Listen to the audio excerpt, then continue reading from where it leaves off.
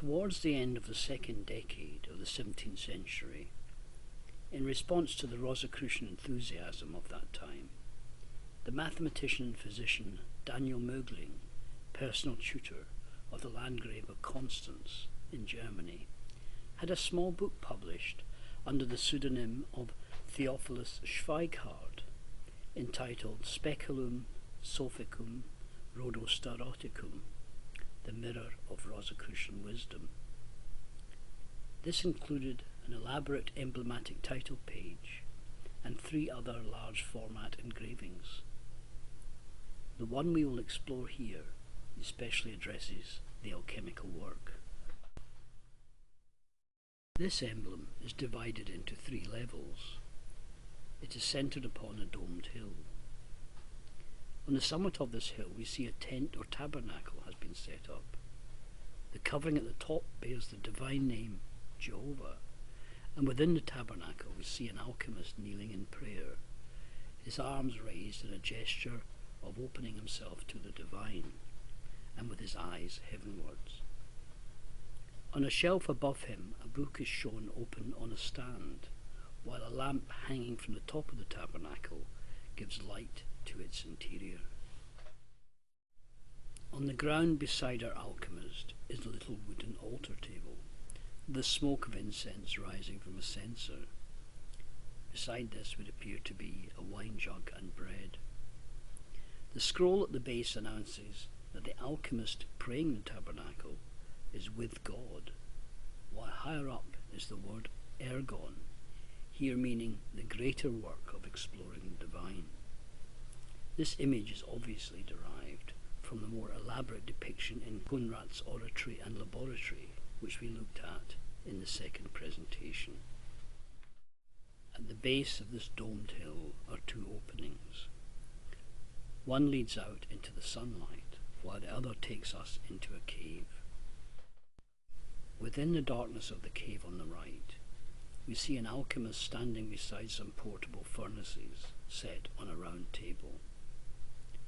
These are the kinds of furnaces heated by a lamp that Conrad devised and advocated. This work is labelled Arte Natura, by the art of nature. The alchemist, here labelled TSC, is the author himself, Theophilis Schweighardt, Constantiensem. He clutches a flask to his breast, almost in an embrace. This must surely contain the summit of his work. On the left we see a sunlit scene. A man wades across a lake or stream towards the bank on which a book labelled by work lies open. He holds a spoon and a large cup into which to gather the fruits of his work. The sun shines above a layer of cloud.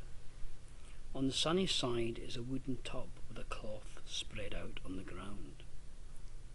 Here is possibly a reference to bleaching using sunlight. On the other side, rain falls from the clouds upon a piled up mound. Neither the text nor the image makes clear what this can be.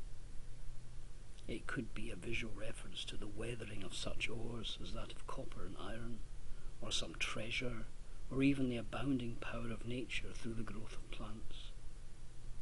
It does, however, seem to be the goal of the seeker wading the lake. Between these 2 openings is set a column bearing the words, "Here is wisdom." Upon this stands a winged female figure. In her womb is a child, clearly that of the sun and moon. She stands in a flaming fire and is labelled Parergon, the little or the subordinate work. Some of the Rosicrucian authors of the period wished to spiritualize the alchemical work. Thus we have here 3 works. On the top of the hill is the Ergon, or the great work of transforming the human soul through worshipping God and exposure to the redeeming power of the divine. While in the lower cave are the arts of nature and the labour of man, producing a transformation of substance. while in between these two is a subsidiary work, personified by the angelic female figure who unites the powers of the sun and moon. If we stand somewhat back from this emblem, the domed hill with its two openings might appear almost as a skull. In Mögling's text to this emblem, he elaborated the metaphor of Thomas à Kempis about the two eyes of man. His text states, "The created soul of man has two spiritual eyes.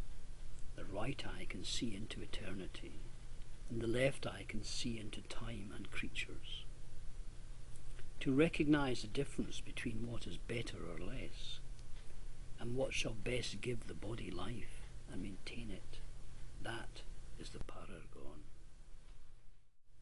He continues, "Now, as the soul is more glorious than the body, so is the superior ergon more glorious than this afterwork, the Parergon. Know and understand, if you should fail in the first, you shall never come to the latter. Mark also what our dear brother Thomas à Kempis further says. These two eyes of the human being may not practice their work together at the same time, but when the soul looks into eternity with the right eye, the left eye must refrain from its work and not look at created things, but keep itself as if it were dead. But if the left eye is practicing its work, looking outward into time and dealing with created things, then the right eye is hindered in its contemplation of man and in its rhodosterophic experience, above which there is nothing more blissful in the world." Mögling then explains this spiritual alchemical process. "Look first with the right eye into eternity. Know God your Creator and yourself. Beseech him for gracious sustenance and for the forgiveness of your sins. This is the one and foremost thing, and keep your left eye shut the while. Afterwards climb down from the mountain and look with your left eye, but with the right eye maintaining its precedence, into time and created things.